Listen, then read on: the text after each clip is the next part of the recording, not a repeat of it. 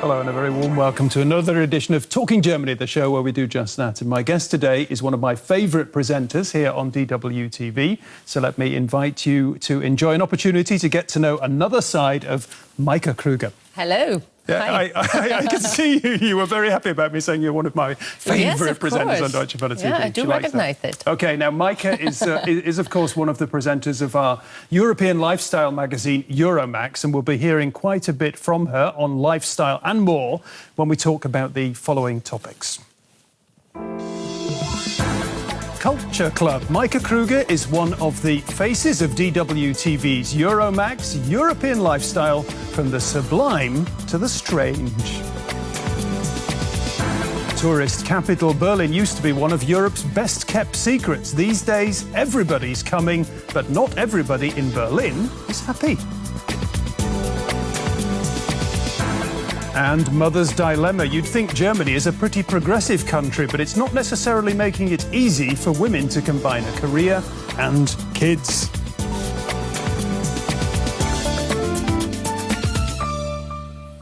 Meike, welcome to Talking Germany. Thank you. Now, you do Euromax, which we've established already is features European lifestyle. Yes. What is European lifestyle? OK, how many hours do we have in the show? Go on then, tell me. Yeah? Give me the big picture. Give me the big picture. No? I'm trying to give you a big picture, but it's so hard to explain what European culture is because it's so different. You know, is there something common which is in the Turkey or in England or Italy and Germany? And perhaps this is it, because it's such a variety and diversity. The diversity. It really is. Yeah. OK. And you've got on your programme, I've said that you've had, you have everything from the sublime to the rather strange. Tell me about a favourite report of yours that you've had in recent times on Euromax. I think this is the street artist Vils. He's from Portugal, and he's doing pictures, portraits, and he's doing it on walls, not with colour or graffiti. He's doing it with drills and with a hammer and on a very brutal way. But in the end, there's such a poetic picture, and it's so nice. You should watch it. OK. And tell me something strange. Tell me something strange, because I've promised the strange. There's things that have had your eyebrows going up in the air. Yeah? Today in the show, we have something in our series Clubmania. And you see, I don't know the English word, Mikrowellen. Oh, a microwave oven, yeah? Microwave ovens, and there are lots of them. And in the end, they are playing a song.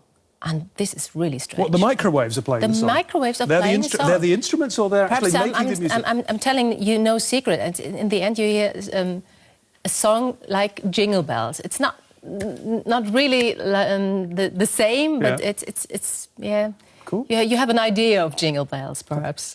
Super. OK, some first impressions there from Meike. Here's more. Im Studio Meike Krüger. Her audience has grown to love her quick-witted style. Meike Krüger is one of the German presenters on Euromax, Deutsche Welle's daily magazine about life and culture in Europe. Meike has worked in the German capital, where she lives with her family, since 2003. She's at home in the city's lively Friedrichshain district, which has seen rapid changes in recent years. Meike grew up in the town of Herford in North Rhine-Westphalia. After leaving school, Meike worked for a local radio station. She then went on to study German literature before starting work for a major private broadcaster in Dortmund. That's where she learned the skills she still uses as a Deutsche Welle presenter. Among them, teamwork and the ability to react quickly to current events.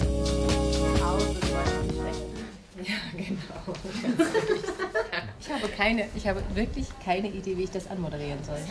This could appear on different sites. Meike is a real professional, meeting the challenges her job requires of her, show after show, day after day.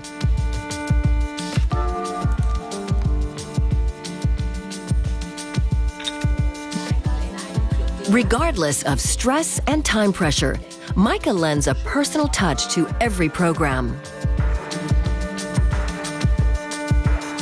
She's given Euromax an unmistakable look. Today, she's our guest on Talking Germany. Meist wird sogar beauftragt, eine Wand zu A warm welcome, Meike Krüger. Ist sicher genauso spannend wie das Bild selbst. Yeah, this was the introduction. For the Portuguese street artist. Yeah, exactly. Okay. There's that lovely little picture of you. How old were you in that one then? I think I was 3 or 4 years old. And you were not very happy. You looked very cute, but you were not very happy. I was very sad because all the older children left me behind and they said, oh no, we want to play something for all the kids. And then I was sitting there all alone by myself. And then my mother came and said, okay, come on, let's make a picture. And you had a lovely little tracksuit that you were wearing. Yeah, it was not so cute for a little girl. And so my mother thought... Yeah, it looked a little bit boyish, the tracksuit. Boyish. Yeah, I was a very little sporty. bit boyish. Yeah. I was a little boyish. And so my mother thought, okay, to look her more, a little bit like a girl, she put a little fish on her. Very nice. I don't know if it works. Okay. The trick with the drill, yeah? Yeah. Does that kind of thing go down well with the Euromax audience? What kind of response do you get? I think it goes very well, yeah. And the reactions from the audience are most of the time that they like it and they write something, well done, and very funny, you with the drill and so. Yeah, I hope so. Okay, who is the Euromax audience? We don't know exactly because... You don't know exactly? We don't know exactly because how, yeah. But we have always... Because we're going global. Emails and postcards and letters and... we think that, well, it seems to be that they're very, very well-educated people from all around the world. Yeah. And, you know, not from a special age. Yeah. Yeah. A huge range. And everybody's welcome to watch us. Yeah. You talked about diversity. It's interesting because you talk about, you know, what a lot of people say is we all these days, and you know, you walk down the high street of any city, you see the same coffee shops, the same stores, so we're all living the same kind of lifestyle.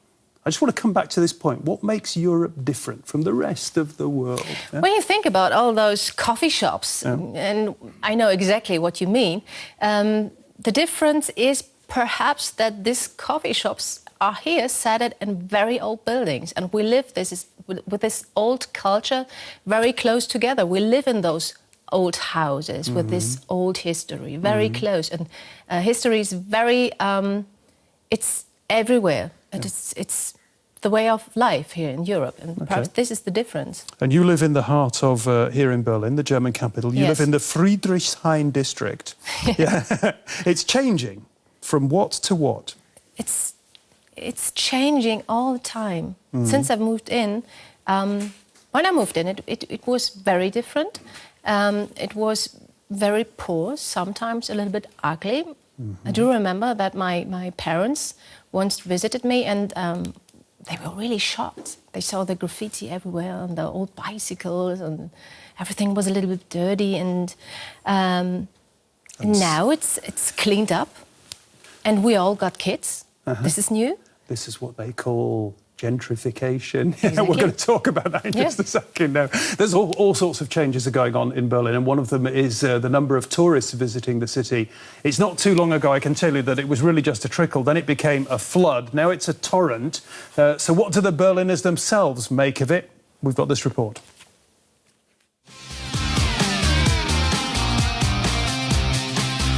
Tourism is booming in Berlin. Last year alone, the German capital, with a population of over 3.4 million people, recorded 20 million overnight stays, and that figure is increasing. Many visitors are taking advantage of cheap airline tickets to come here and party. The real estate sector is also flourishing. Sales of luxury apartments have gone up 80% over the last 12 months. Typically, Berlin is a place that affords everyone freedom and space because it's a big city and doesn't really have a center. But now we're witnessing how this time is coming to an end and how those special characteristics are being given up. Jan-Peter Bremer literally felt as if the ground had been pulled out from under him when an investor bought the house he lives in. When the apartment below his was renovated, Bremer suddenly noticed how things in his home began to slip and slide. Matchbox cars could go downhill, the water in the bathtub was no longer level, and suddenly cracks began to appear next to the boiler. It was quite a strange feeling to no longer be standing on safe ground. Judith Schalansky, too, is feeling the negative effects of the tourism boom in the German capital. The community feeling in her house ceased to exist after the building was renovated and the vacant flats were rented out to party-going visitors. At first, I was really stunned to hear a group of Spaniards in the flat next door, and I thought, how come there are Spaniards living there now? That's interesting. And then at some point, I heard French people, and then it slowly dawned on me what was going on. There are 8 apartments in my building, and 5 of them are tourist apartments, which means it's like living in a hotel, and I never wanted that. Many Berliners, like Jan-Peter Bremer, feel as if their city has suddenly become a kind of theme park, and sometimes they feel like one of the attractions. Tourism. Lots of it. Lots of people coming to Berlin. Yeah, some people say it's bad. Some people say Berlin's losing its soul. What do you say? It's, of course, not bad. When tourists are around, that I think it's a good thing. So why did a group of people in the Berlin district of Kreuzberg have a meeting not too long ago where they said, help, the tourists are coming? Because, of course, in Kreuzberg, the situation is perhaps much more special because this is the old Kreuzberg and the people have their own opinions. And, you know, in Prenzlauer Berg, this is another district. The trendy central district of Prenzlauer Berg. The other one, you know, the other one. The other there one? are only 2. Yeah. Go on then. And there was always plakate, you know, big pictures, posters where the people wrote, go home from Schwabenland. So people from Germany southwest, they said, get back to the southwest. We don't want you here in Berlin. Berlin is changing all the time, and perhaps now the number of tourists raise up a little bit. And the Berlin mayor, Klaus Wowereit, says he wants the number of tourists to double. Yeah. In the coming years. We're getting a new airport. I can't imagine. You can't imagine. But I think it will happen, yeah. OK. I think so. One interesting thing that's happening in an area like where you live, you get tourists coming along who say, I want to see East Berlin. Yeah. So they go to East Berlin. It's very and the funny. problem is that the East Berliners have all moved away. They moved away, but the East Berliners moved away after the fall of the wall. Okay. And this was very early. It's really a special situation in Friedrichshain because they left all those apartments and the houses, and they were empty. Yeah. And how was moving in? Students, poor students. And this was the situation in Friedrichshain, very long. And now it's changing, of course, because every house is painted and successful media people like Meike Krüger have moved in. Yeah, it's what you call gentrification. No, I was there all the time. I was there really. I was there all the time. I'm just pulling your leg. I'm totally in the change. Okay. I'm changing. The town is changing. Friedrichshain is changing, and I think this is the way in Berlin goes. Yeah, everything. It's the way is changing. of the world. Yeah. OK, she put up a good fight there, didn't she? We've been talking about the German capital. Let's now talk about German society. And it's often said that Germany is not making it very easy for people like Meike, working mothers, that is, who are striving to combine a career and kids. We've got this report.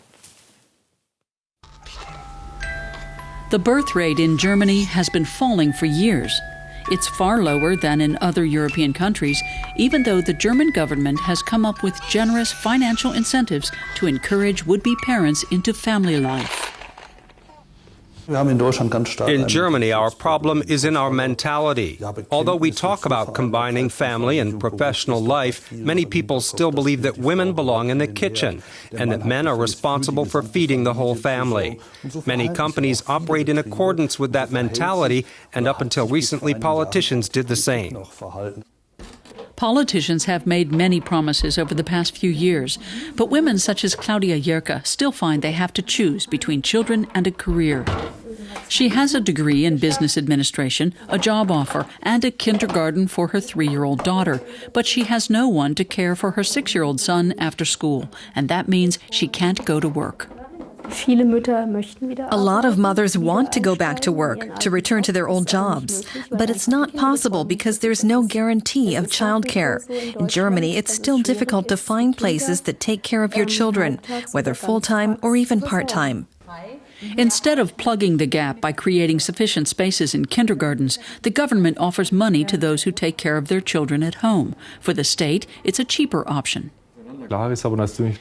Evidently, there would be some investment involved in expanding our daycare capacities, but we see that as a good investment because it will have a positive effect, not just in the sense of social security and tax payments, but also for the national economy, because qualified mothers offer a very productive contribution to the employment market.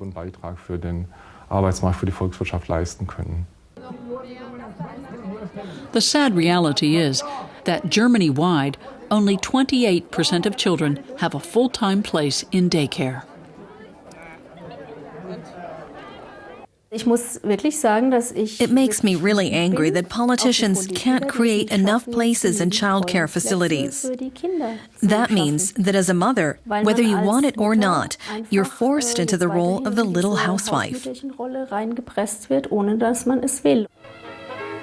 Critics already warn of a regression to the 1950s.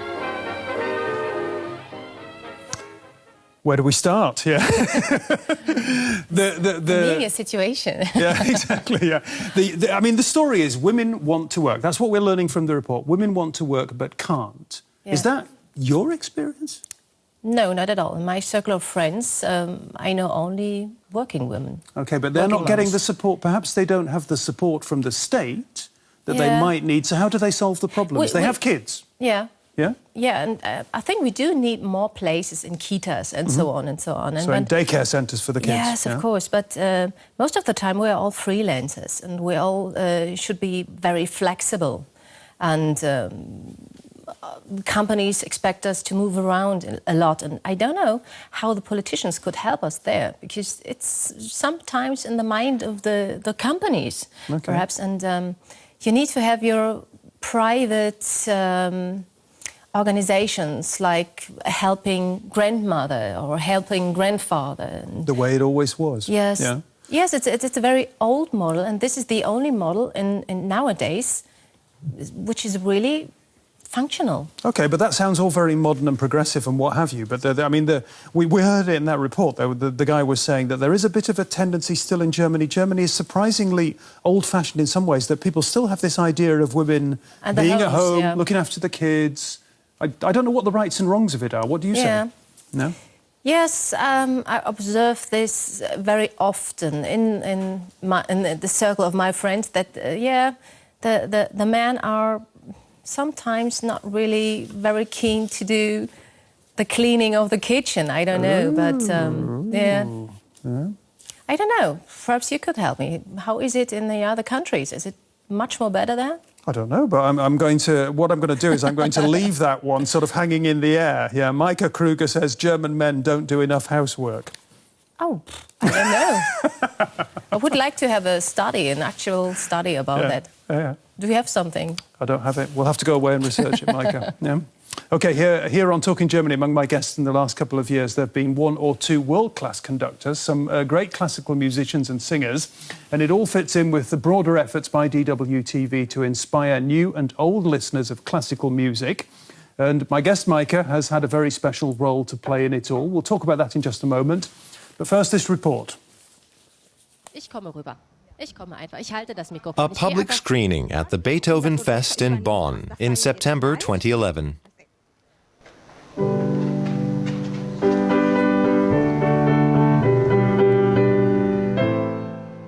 This is just one of the many projects with which Deutsche Welle tries to bring the long tradition of classical European music to a wider audience. Philharmonic Orchestra mit Subin Meter, ist das was? Ja, das wird. Other projects include the music documentary Classical Masterpieces with the Deutsches Symphonieorchester Berlin, in which world-famous conductor Kent Nagano presents 6 master composers and their symphonies.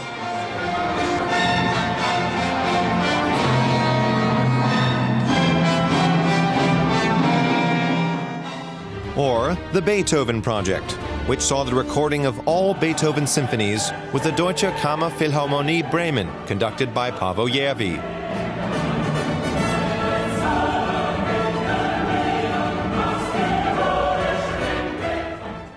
And currently in production is Schumann at Pier 2, also with the Deutsche Kammerphilharmonie.